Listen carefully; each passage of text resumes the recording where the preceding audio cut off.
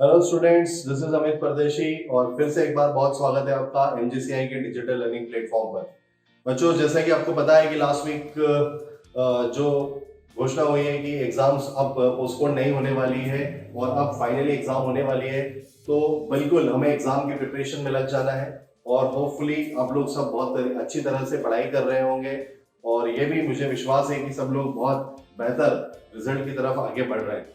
अब आज के इस वीडियो में बच्चों हम लोग ये समझने वाले हैं कि लास्ट वीक की स्ट्रेटेजी क्या होना चाहिए हमारी, क्या करें हम लास्ट वीक में, कैसे पढ़ाई करें, किन बातों का ध्यान रखें, क्या प्रिकॉशंस रखें, क्या चीजें नहीं करनी है, क्या करनी है और कौन से टॉपिक पढ़ने चाहिए। ठीक, तो ऐसी बहुत सारी क्यूरियोसिटीज है बच्चों के दिमाग में, बहुत सारे कॉल्स आ रहे हैं, मैसेजेस आ रहे हैं, तो मैं सोचा एक पूरा प्रॉपर वीडियो बना देता हूँ जिसमें सारी डिटेल्स आपके सामने होगी।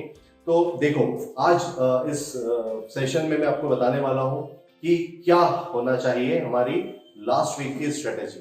ठीक है, चलो तो लास्ट वीक स्ट्रेटेजी पे आते हैं। सबसे पहले बता दूं कि बच्चों के दिमाग में क्वेश्चन क्या चल रहा है। क्या क्वेश्चन चल रहे हैं? What should do in last week, how to study, what to study, क्या पढ़े, क्या छोड़े, कैसे पढ़े, ये सारी चीजें आपके दिमाग में चल रही। ठीक है, चलो तो मैं आपको बताता हूँ की पॉइंट्स, कुछ की पॉइंट्स है ना, ये मैं इसलिए बता रहा हूँ कि इसके थ्रू आपको याद रखना आसान रहेगा कि हमें क्या क्या करना है, क्या क्या नहीं करना है। ठीक है, तो की पॉइंट में सबसे इंपॉर्टेंट और सबसे पहला फीचर है हमारा हेल्थ। ठीक, अभी इस समय आपके लिए जो सबसे इंपॉर्टेंट है वो क्या है? आपकी हेल्थ। क्योंकि सोचो अगर बीमार पड़ गए, 6-7 दिन का एक लंबा सा ब्रेक आ गया और एक सेशन पूरा खराब हो गया हमारा, तो एग्जाम में हो सकता है कि हमारा रिजल्ट 10-20%, 30% तक डाउन हो जाए। तो इस समय सबसे इंपॉर्टेंट है हेल्थ। पढ़ाई से भी ज्यादा इंपॉर्टेंट आपके लिए अभी हेल्थ है। आपको अपनी हेल्थ को बिल्कुल सही रखना है, बिल्कुल सेफ रहना है और बहुत अच्छा फील करना है, क्योंकि अच्छे फील के साथ ही हम अच्छे एग्जाम दे पाएंगे और अच्छा रिकॉलिंग पावर भी रख पाएंगे।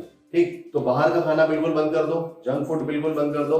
6-7 दिन, 10 दिन, 15 दिन, अभी जब तक एग्जाम नहीं हो जाती तब तक बिल्कुल कसम खा लो कि हम बाहर का कुछ खाना नहीं खाएंगे, ठंडा पानी नहीं पिएंगे, फ्रिज की चीजें नहीं खाएंगे और जो भी प्रिकॉशन हेल्थ को अच्छे रखने के लिए हो सकती है वो सब चीजें करना है। इंपॉर्टेंट है एक और चीज, नींद।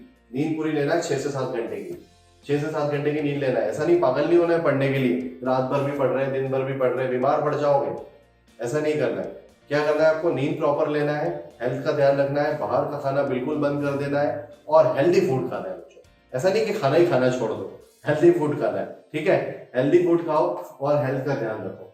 अब आते हैं पढ़ाई की बात में। पढ़ाई की बातों में हम सबसे पहले मैं बोलूंगा आपसे कि बच्चे सोचते हैं कि अब कहाँ से शुरुआत करें, क्या पढ़े, कैसे पढ़े। तो देखो बच्चों, पूरा पूरा सिलेबस पढ़ने की जरूरत नहीं है फिर से दोबारा से। ठीक है, आप लोग साल भर में पूरा पढ़ चुके हो और अगर इस पूरे साल भर में भी पूरा नहीं पढ़ा है ना, तो अब वो थोड़ी बहुत चीजें पढ़ने से भी कोई फायदा नहीं है। तो आप लोग साल भर में जो चीजें पढ़ चुके हो, आपने कुछ पॉइंट्स हाईलाइट किए होंगे, कुछ नोट लिखे होंगे, कुछ पॉइंट्स को अंडरलाइन किया होगा, उन चीजों को बार बार रिवाइज करो। जो एक्सरसाइज में जो क्वेश्चन आपको डाउट्स आए थे उन क्वेश्चंस को रिवाइज करो, उनको फिर से लगाओ। ठीक है, सारे एक्सरसाइज के सारे क्वेश्चंस करने की जरूरत नहीं है, सिर्फ डाउट वाले क्वेश्चंस करो और कुछ इंपॉर्टेंट और अच्छे क्वेश्चंस जो थे उनको सॉल्व करो। ठीक है, अपने शॉर्ट नोट जो आपने साल भर में बनाए उनको अच्छे से पढ़ो। क्लास नोट्स आपके लिए बहुत इंपॉर्टेंट है, क्योंकि जैसे आप वो कॉपी खोलते हो ना क्लास वाली, तो पूरा फील आ जाता है, सब सारी चीजें हमें दिखने लग जाती है कि अच्छा हमने क्लास में सारी चीजें पढ़ी थी। कोई भी नई बुक उठा के इस समय नहीं पढ़ना है। अपनी क्लास की कॉपी सबसे इंपॉर्टेंट है, क्लास नोट से इंपॉर्टेंट है, उसमें बनाए गए शॉर्ट नोट्स आपके लिए इंपॉर्टेंट है, वही पढ़ो। ठीक है, चलो नेक्स्ट पॉइंट पे आता हूं मैं। This is very important point, don't waste your time. इस समय आपको टाइम वेस्ट नहीं करना है। हाँ, 2-3 घंटे का ब्रेक अगर किसी दिन लेना चाहो तो ले सकते हो, है ना। रोज डेली आधे घंटे के सेशन में ब्रेक ले सकते हो, 1-1 घंटे के ब्रेक भी ले सकते हो, लेकिन ब्रेक होना चाहिए आपके रिलैक्सेशन के लिए। ब्रेक आपकी टेंशन के लिए नहीं होना चाहिए। ब्रेक में कुछ ऐसा मत करो कि उससे आपको और स्ट्रेस आ जाए और टेंशन आ जाए। ब्रेक जब भी लो अपने रिलैक्सेशन के लिए लो, क्योंकि आप एक रिलैक्स होने के बाद, एक रिलैक्सेशन सेशन के बाद अपने माइंड को रिफ्रेश कर लेते हो और रिफ्रेश माइंड के साथ जब पढ़ाई करोगे तो और बेहतर स्टडी कर पाओगे और बेहतर लर्न कर पाओगे और बेहतर रिकॉल कर पाओगे सारी चीजों को। ठीक है, तो पागलों की तरह नहीं पढ़ना है, 10-10 घंटे के सेशन नहीं लेना है। ठीक है, बीच बीच में ब्रेक्स भी लेना है, लेकिन उन ब्रेक्स में क्या करना है? रिलैक्स करना है, अपना टाइम वेस्ट नहीं करना। ठीक, अब बहुत क्रूशियल टाइम है, बहुत आखिरी समय में बहुत कम समय बचा हुआ है, तो समय का सदुपयोग करो। जो चीजें पढ़ना है, जैसे पढ़ना है पढ़ो, लेकिन रिलैक्सेशन टाइम बीच बीच में जरूरी है और उसमें सिर्फ रिलैक्स ही करना है, उसमें उस टाइम को वेस्ट नहीं करना है। ठीक है, चलो अब एक और इंपॉर्टेंट पॉइंट मैं आपको बताऊंगा कि इस लास्ट वीक स्ट्रेटेजी में सबसे इंपॉर्टेंट पॉइंट है कि आपको कोई नया टॉपिक स्टार्ट नहीं करना है। मतलब साल भर से आप किसी कोई टॉपिक आपको परेशान करता आ रहा है, आपको लग रहा है कि साल भर से मुझे समझ नहीं आया, तो अब दोबारा उसे पढ़ने की जरूरत नहीं, उसे छोड़ दो, उस टॉपिक को छोड़ दो, क्योंकि जो चीज साल भर में समझ नहीं आई वो आखिरी के 6-7 दिन में भी कोई समझ में आने वाली नहीं है और उससे आपका स्ट्रेस ही बढ़ेगा। ठीक, और अगर आप प्रोबेबिलिटी देखो उससे कोई क्वेश्चन आने की तो बहुत कम प्रोबेबिलिटी है, और अगर आता भी है तो एक क्वेश्चन आएगा, तो हमें उसका बहुत ज्यादा टेंशन नहीं लेना है। नया टॉपिक कुछ भी ऐसा स्टार्ट मत करो जो आपको साल भर परेशान करके रखा हो जिसमें, ठीक है। वही टॉपिक पढ़ो जो आपकी स्ट्रेंथ थी, उन्हीं को और अच्छा करो, और ऐसा रखो कि जो भी टॉपिक आप पढ़ के जा रहे हो उससे 100% क्वेश्चन आप सॉल्व कर पाओ, ठीक है। उससे आने वाला क्वेश्चन छूटना नहीं चाहिए, ठीक है। नेक्स्ट पॉइंट है कीन अटेंशन। अब कीन अटेंशन मैंने क्यों लिखा है, देखो कई बार मैं क्लास में जब पढ़ाता हूँ तो बच्चे ऐसा बोलते हैं कि सर बस एक छोटी सी मिस्टेक हो गई वरना मेरा ये क्वेश्चन सही हो जाता। ठीक, अरे सर मैंने तो ये लाइन पढ़ी नहीं थी, मैंने तो लाइन पढ़ी नहीं थी कि नॉट करेक्ट पूछा या करेक्ट पूछा है ना। अरे मतलब एक छोटी छोटी सी गलतियां ऐसी हो जाती है, उन छोटी छोटी सी गलतियों के कारण क्या होता है, क्वेश्चन रॉन्ग हो जाता है, लेकिन हमें पता होता है अरे ये क्वेश्चन तो मुझसे हो जाता, ये क्वेश्चन तो मैं सॉल्व कर देता, लेकिन एक छोटी सी गलती हो गई, एक छोटी मिस्टेक हो गई, इसके कारण मैं क्वेश्चन सॉल्व नहीं कर पाया। ठीक, तो आपको क्या करना है, कीन अटेंशन रखना है, आपको क्वेश्चन को बहुत ध्यान से एक बार में समझ के पढ़ना है। ठीक, कई बार क्या होता है क्वेश्चन को पढ़ते हमें समझ नहीं आता, फिर हमें लगता है कि एक बार और पढ़े, एक बार और पढ़ते तो हमें लगता है अच्छा थोड़ा थोड़ा समझ में आ रहा है क्या पूछ रहा है क्वेश्चन, क्या करना चाहिए। फिर क्या होता है हम तीसरी बार क्वेश्चन पढ़ते हैं, तब हमें जाके समझ में आता है कि अच्छा क्वेश्चन ये पूछ रहा है। सच बताओ ऐसा होता है कि नहीं होता है ना ऐसा, कि पहली बार हमने क्वेश्चन पढ़ा थोड़ा समझ में आया, दूसरी बार पढ़ा थोड़ा और आया, तीसरी बार पढ़ा तब जाके पूरा समझ में आया कि क्वेश्चन पूछना क्या चाह रहा है। तो अगर आप एक एक क्वेश्चन को 3-3 बार पढ़ोगे और एग्जाम में इतने सारे क्वेश्चंस आने वाले हैं, उन सारे क्वेश्चंस को 3-3 बार पढ़ोगे, तो हो सकता है कि आप एग्जाम का 30 to 45 मिनट क्वेश्चन पढ़ने को ही दे रहे हो। तो आपको अटेंशन रखते हुए, बहुत अटेंटिव रहते हुए क्वेश्चन को पढ़ना है, बहुत अटेंटिव रहते हुए, कि हमें एक बार पढ़ने में ही क्वेश्चन समझ में आ जाए, एक बार पढ़ने में ही समझ में आ जाए। और जब वो क्वेश्चन आपको एक बार पढ़ने में समझ में आएगा तो वो बहुत जल्दी सॉल्व भी होगा और आपका वो जो 2-3 बार वाला टाइम था वो भी बचा लेगा। तो हो सकता है कि हम अपने निर्धारित समय में, जो आपको एग्जाम ने दिया है ना, एग्जामिनेशन में जो हमें एक पर्टिकुलर टाइम मिलने वाला है, उस पर्टिकुलर टाइम में हम अपना पेपर खत्म कर पाए। और हो सकता है कि कुछ रिकॉर्डिंग के लिए या कुछ क्वेश्चन हमने बाद में देखने के लिए स्किप कर दिया, उनके लिए भी हम समय निकाल पाए। तो कीन अटेंशन इंपॉर्टेंट पॉइंट, क्वेश्चंस बहुत ध्यान से पढ़ो। ठीक, next keep away from negativity, this is very important. ठीक, कई बार क्या होता है हमारे आसपास कुछ ऐसे लोग होते हैं जो नेगेटिव बातें करते हैं कि नहीं हो पाएगा, ये नहीं होगा, वो नहीं होगा, बहुत टफ पेपर आने वाला है, कट ऑफ हाई जाएगा, कट ऑफ लो जाएगा, ये होगा वो, 10 तरह की बातें करते हैं। हमें हर तरह की नेगेटिविटी से दूर रहना है, हमें बिल्कुल भी इस बारे में नहीं सोचना है कि क्या होगा क्या नहीं होगा, कोई प्रेडिक्शन अपने मन से नहीं लगाने। हमें सिर्फ अपनी पढ़ाई पे विश्वास रखना है, जो आपने पढ़ा है उसी पे विश्वास रखो, सब कुछ होता है। अगर आपने पढ़ाई करी है ना, डेफिनेटली सिलेक्शन होगा।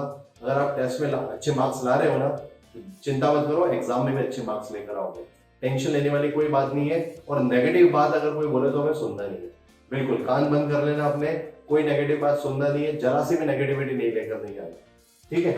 चलो नेक्स्ट पॉइंट, एनसीईआरटी की रीडिंग लगाओ बच्चों। ठीक, बायोलॉजी वाले जो बच्चे हैं, बायो के एनसीईआरटी मस्ट है ना, मस्ट है रीडिंग लगाना। केमिस्ट्री में मस्ट है। फिजिक्स में कुछ चैप्टर्स है जिनमें रीडिंग लगाने की जरूरत, जो थ्योरेटिकल चैप्टर्स है, जैसे इलास्टिसिटी हो गया है ना, फ्लूइड्स हो गया आपका है ना, और अपना मूविंग चार्जेस वाले टॉपिक हो गए। तो कुछ टॉपिक है जहाँ पे रीडिंग लगाने की जरूरत पड़ती है। फिजिक्स में बहुत ज्यादा इंपॉर्टेंट नहीं है एनसीईआरटी रीडिंग, लेकिन केमिस्ट्री बायो में जरूर लगाओ। और साथ में अभी जो बचा हुआ टाइम है ना, जो 7 से 8 दिन बचे हुए हैं, उसमें 2 से 3 टेस्ट दो आप। ठीक, 2 या 3 मॉक टेस्ट, कम से कम 2, ज्यादा से ज्यादा 3, इससे ज्यादा नहीं देना है, क्योंकि ज्यादा टेस्ट देने से भी थोड़ी घबराहट होने लग जाती है बच्चों को। ठीक, कई बार क्या होता है टेस्ट बिगड़ जाता है तो डिमोटिवेटेड हो जाते हैं, है ना, डीमोटिवेशन आ जाता है कहीं ना कहीं अंदर, और हो सकता है कि वो हमारे रिजल्ट पे असर डाले। ठीक, बस अपनी पढ़ाई पे विश्वास रखो, रिवाइज करते जाओ, फॉर्मूलाज लर्न करो। अगर आपने फॉर्मूलाज अच्छे से याद नहीं किए तो एक बार उन सारे फॉर्मूलाज को रिवाइज कर लो, जो भी आपने साल भर में पढ़े। रिकॉलिंग होना चाहिए। ऐसा देखो होता है, कई बार बच्चे मुझसे पूछते हैं कि हम पढ़ते तो है लेकिन भूल जाते हैं, याद नहीं रहता है, क्या सबके साथ होता है ऐसा सबके साथ होता है। लेकिन आपको पॉजिटिविटी रखना पड़ेगी बच्चों, ये वो समय नहीं है इन बातों के बारे में सोचने का, और इतना समय भी नहीं है कि इसको हम कुछ ट्रेनिंग देके ठीक कर सके। तो बस एक पॉजिटिविटी रखना पड़ेगी कि मुझे याद होगा। अगर आप सोचोगे ना ऐसा अंदर से मुझे याद होगा, और ऐसा खुद को बार बार बोलोगे ना, तो वो रिकॉल हो जाएगा, एग्जाम में रिकॉल होगा। थोड़ा सा ग्लूकोज कंज्यूम करो, है ना, जब भी आप पढ़ाई करते हो तो 4-5 चम्मच ग्लूकोज बोल के पी लिया करो, ठीक, क्योंकि कहीं ना कहीं माइंड को एनर्जी ग्लूकोज ही देता है। तो एक इंपॉर्टेंट पॉइंट है, मैंने भी ऐसा किया अपने एग्जाम टाइम में, इसलिए मैं आप लोगों को बता रहा हूँ, मेरे लिए बहुत हेल्पफुल था। एग्जाम देने के पहले भी मैं ग्लूकोज पी के जाता था 8-10 चम्मच, ठीक है, एग्जाम देने के पहले। उससे ऐसा नहीं होता कि आपके 100% मार्क्स आ जाएंगे, बस ये होता है आपकी रिकॉलिंग फास्ट हो जाती है। जो चीजें में थोड़ा ध्यान देके थोड़ा मुश्किलों से रिकॉल होती है ना, वो उसमें बहुत फास्ट रिकॉलिंग हो जाती है। एक्सपीरियंस किया हुआ है इसलिए बता रहा हूँ, ऐसा करके देखो, अच्छा लगेगा। Quality study is important point, most important point है क्वालिटी स्टडी करना है। मतलब जो पढ़ रहे हो ना, फुल कंसंट्रेशन के साथ, पूरी ईमानदारी के साथ, पूरा मन लगा के पढ़ना है। ऐसा नहीं है कि 7-7 8-8 घंटे अपन किताब खोल के बैठे हुए हैं और 8 घंटे बाद पता चला समझ में कुछ नहीं आया, याद कुछ नहीं हुआ। ये नहीं होना चाहिए। जो भी पढ़ो क्वालिटी स्टडी करो, ठीक है, जो भी पढ़ो सॉलिड पढ़ो, एकदम कॉन्क्रीट। कि पढ़ा मतलब याद हुआ, 1 घंटे पढ़ाई करी मतलब 1 घंटे का आउटपुट आना चाहिए। ऐसा नहीं कि 1 घंटे पढ़ा और 1 चैप्टर भी पूरा नहीं कर पाए। क्वालिटी स्टडी इज मस्ट, है ना। चलो अब सबसे इंपॉर्टेंट पॉइंट, सब कुछ सारी चीजें समझ ली हमने, कैसे करना है कैसे नहीं करना है, क्या चीजें करना है क्या नहीं करना है। अब एग्जाम में कॉन्फिडेंस के साथ अपीयर होना। 2 टॉपिक छोड़ के भी जा रहे हो ना, तो फुल कॉन्फिडेंस के साथ कि उन 2 टॉपिक से क्वेश्चन ही नहीं आएगा, मैं तो क्वेश्चन तो वही आएगा जो मैं पढ़ के जा रहा हूँ। फुल कॉन्फिडेंस के साथ एग्जाम में अपीयर करो। जब तक फुल कॉन्फिडेंस लेकर नहीं आओगे, तब तक कहीं ना कहीं मन में एक डर बैठा रहेगा, और वो डर कहीं ना कहीं आपके सबकॉन्शियस माइंड में घूमता रहेगा, और कहीं ना कहीं आप अपना पेपर बिगाड़ लोगे, ठीक है। कई बार एग्जाम में होता है कि हमें लाइन से 3-4 क्वेश्चन नहीं आते, 5 क्वेश्चन नहीं आते, तो वो पेपर सेट करने वाले का एक तरीका होता है, वो थोड़ा सा आपको डराना चाहता है, तो स्किप करो उसको, फटाफट छोड़ो, आगे बढ़ते जाओ। कई बार वो क्वेश्चन बीच में आते हैं, ठीक, बीच में आते हैं, मैं तो बोलता हूँ पेपर में 2-3 क्वेश्चन नहीं बना, पीछे से पेपर चालू कर दो। पीछे से पेपर नहीं बनना, आगे से चालू कर दो, बीच से चालू कर दो, कहीं से भी। अगर 2-3 क्वेश्चन हमें लाइन से नहीं आते हैं, समझ जाओ एक सेशन आया है, ये कुछ 3-4 टफ कैटेगरी के क्वेश्चन आते हैं, वो लाइन से आ गए हमारे साथ, ठीक है। तो उससे बिल्कुल डरने की जरूरत नहीं है, स्किप करना सीखना है, फटाफट क्वेश्चन स्किप करके हमें आगे बढ़ना है, कहीं भी डरना नहीं, कॉन्फिडेंस के साथ अपीयर करना है, फुल कॉन्फिडेंस के साथ, ठीक है। चलो अब क्योंकि मैं फिजिक्स पढ़ाता हूँ तो फिजिक्स के बारे में बता सकता हूँ आप लोगों को। बाकी सब्जेक्ट्स के जो एक्सपर्ट्स है वो आपकी केमिस्ट्री, बायो, मैथमेटिक्स में भी हेल्प करेंगे, ठीक है। सबसे पहले बताऊंगा फिजिक्स टॉपिक्स, है ना, वो टॉपिक्स जो आपको सबसे पहले शुरुआत में पढ़ने चाहिए, है ना, जहां से मैक्सिमम क्वेश्चन आने वाले। मुझे तो लगता है कि इस बार नीट में 17 to 18 क्वेश्चन इस एरिया से आने वाले, मतलब alternating current, magnetism, waves, यूएमडी, gravitation, elasticity, EM waves, dual nature atoms and nuclear, atom nuclear, wave optics. अच्छा, वेव ऑप्टिक्स में स्पेशली लिखा हुआ यंग्स डबल स्लिट एक्सपेरिमेंट, मैं देख रहा हूँ हर साल इससे ही क्वेश्चन आता है, यंग डबल स्लिट एक्सपेरिमेंट से क्वेश्चन आता है। तो वेव ऑप्टिक्स में यंग डबल स्लिट एक्सपेरिमेंट को सॉलिड पढ़ लो, एक क्वेश्चन हर साल आता ही है, सॉलिड आता ही है। ऑल्टरनेटिंग करंट मैंने इसलिए लिखा है क्योंकि बहुत छोटा सा एरिया है, बहुत जल्दी से कवर होता है और डेफिनेट क्वेश्चन आता है। मैग्नेटिज्म भी इसलिए लिखा है मैंने क्योंकि बहुत छोटा सा टॉपिक है, आप चाहो तो 2-3 घंटे में इसको कंप्लीट कर सकते हो और इससे डेफिनेट क्वेश्चन आता है। तो ये वो टॉपिक्स है। यूएमडी देखो बच्चों, एकदम बहुत बच्चों वाला टॉपिक है, ठीक है, एकदम सरल टॉपिक है, जल्दी से तैयार हो जाता है। ग्रेविटेशन 2-3 घंटे में आप इसको कंप्लीट कर सकते हो। इलास्टिसिटी, ईएम वेव्स, ध्यान से देखोगे तो सब 1-1, 2-2 घंटे वाले टॉपिक्स मैंने यहाँ पर लिखे हुए हैं। तो ये जो छोटे छोटे टॉपिक है 1-1, 2-2 घंटे वाले, हो सकता है कि आप इसको एक दिन में आप शुरुआत करो और ऑल्टरनेटिंग करंट से आप चलते हुए डुअल नेचर, एटम न्यूक्लियर तक आ जाओ। एटम न्यूक्लियर भी मैंने लिखा हुआ है क्योंकि केमिस्ट्री में भी आप इसको पढ़ के आए हो, फिजिक्स में भी पढ़ रहे हो, तो कहीं ना कहीं 2 सब्जेक्ट में हेल्प मिल जाती है। तो ये वो सब टॉपिक है जो बहुत आसानी से, बहुत जल्दी से, बहुत कम समय में प्रिपेयर कर सकते हो और बहुत जल्दी से अपना कॉन्फिडेंस बूस्ट कर सकते हो कि यार 17 to 18 मतलब लगभग 20 क्वेश्चन अप्रॉक्सिमेट मान के चलो, 20 क्वेश्चन के लगभग इससे आने वाले हैं, ठीक है। तो ये देखो, श्योर तो मैं कुछ भी नहीं बोल सकता, 100% तो कुछ भी नहीं है, ऐसा कुछ नहीं मैंने भविष्य देखने का है टाइम मशीन के साथ मैं जाके पेपर देख के आऊंगा, ऐसा कुछ नहीं है। प्रेडिक्शन है, प्रेडिक्शन राइट भी हो सकता है, रॉन्ग भी हो सकता है, लेकिन हाँ प्रेडिक्शन है और होपफुली जो पिछले सालों का जो क्राइटेरिया चला आ रहा है उसके अकॉर्डिंग ये है, तो मैक्सिमम इसके सही होने के चांसेस है, लेकिन प्रेडिक्शन, ठीक है। तो ये वो टॉपिक है जो बहुत जल्दी तैयार हो गए मैक्सिमम। जैसे आपने 45 में से 20 क्वेश्चन सॉल्व करे ना, कॉन्फिडेंस बूस्ट हो जाएगा और आपको लगने लगेगा कि हाँ अब कुछ हो सकता है, ठीक है। उसके बाद अब आते हैं उन टॉपिक्स पे जो थोड़े लेंथी है लेकिन इंपॉर्टेंट है, उनसे क्वेश्चन आते हैं, अच्छे क्वेश्चन आते हैं लेकिन थोड़े लेंथी है। जैसे अगर मैं आपको बोलूं इलेक्ट्रोस्टैटिक्स, तो इलेक्ट्रोस्टैटिक वो 1-2 घंटे वाला टॉपिक नहीं है, एक पूरा दिन या हो सकता है 2 से 3 दिन भी आपके ले लें। तो कोशिश करो इलेक्ट्रोस्टैटिक कैपेसिटर को एक पूरे दिन में खत्म करो, ज्यादा से ज्यादा 1.5 दिन या 2 दिन, इससे ज्यादा नहीं लेना है, ठीक है। उसके बाद 1D 2D एनर्जी फ्रिक्शन का एक टॉपिक है, पूरा का पूरा सेक्शन है मैकेनिक्स का, वर्क पावर एनर्जी का। तो ये वो है जहां से 7 से 8 क्वेश्चन आने के चांसेस है, ठीक। फिर मैं बताऊँ आपको अगला वेटेज। अब 11th का सेक्शन है थर्मोडायनेमिक्स का, थोड़ा सा बहुत सारे फॉर्मूला बेस्ड है, ठीक। इलेक्ट्रोमैग्नेटिक इंडक्शन, मूविंग चार्जेस एक बहुत इंपॉर्टेंट टॉपिक है, इससे हर साल क्वेश्चन आ ही रहा है। फ्लूइड रोटेशनल मोशन, और सबसे लास्ट में रे ऑप्टिक्स को। रे ऑप्टिक्स को मैं अपनी कैटेगरी में हमेशा सबसे लास्ट में रखता हूँ। रे ऑप्टिक्स बहुत लेंदी है, बहुत सारी चीजें पढ़ना पड़ती है, और क्वेश्चन आते हैं 2 या 3, ठीक है, 2 या 3 क्वेश्चन आते हैं, लेकिन पढ़ना खूब पड़ता है। मतलब हो सकता है कि रे ऑप्टिक्स आपका एक पूरा दिन ले ले, लेकिन अगर आप एक दिन यहाँ पर देते हो तो यहाँ पर आप 6 से 7 टॉपिक कंप्लीट कर लेते हो, और एक बहुत बड़ा एरिया भी कवर हो जाता है। तो फिजिक्स में एकदम स्मार्टली हमें स्ट्रेटेजी बना के स्मार्ट स्ट्रेटेजी के साथ काम करना है, और इस ऑर्डर में चलना है। इस ऑर्डर में अब चलो, डेफिनेटली बहुत हेल्प मिलेगी, ठीक है। तो सारी बातें ध्यान रखना, भूलना नहीं, जो भी बताया उसको अच्छे से अपने दिमाग में बिठा लेना, बिल्कुल सॉलिड कॉन्फिडेंस के साथ, फुल कॉन्फिडेंस के साथ पेपर देना। 6 से 7 घंटे की नींद लेना, ज्यादा मत सोना, कम भी मत सोना, 6-7 घंटे सोना, ऐसा नहीं कि सो ही नहीं रहे हम लोग, ठीक है। हेल्थ का ध्यान रखो, सारी चीजों को दिमाग में बिठाओ, होपफुली सब कुछ अच्छा ही होगा, सब कुछ बहुत बढ़िया होगा। और मैं तो ये बोलता हूँ कि बिल्कुल फोड़ के आना है एकदम पेपर को, है ना। 12 बजे आना, ऐसा नहीं कोई पेपर अपने को फोड़ दे, पेपर फोड़ के आना है 100%, ठीक है। फुल कॉन्फिडेंस के साथ जाना, और एकदम 12 बजे आके आनी है पेपर में, ठीक है।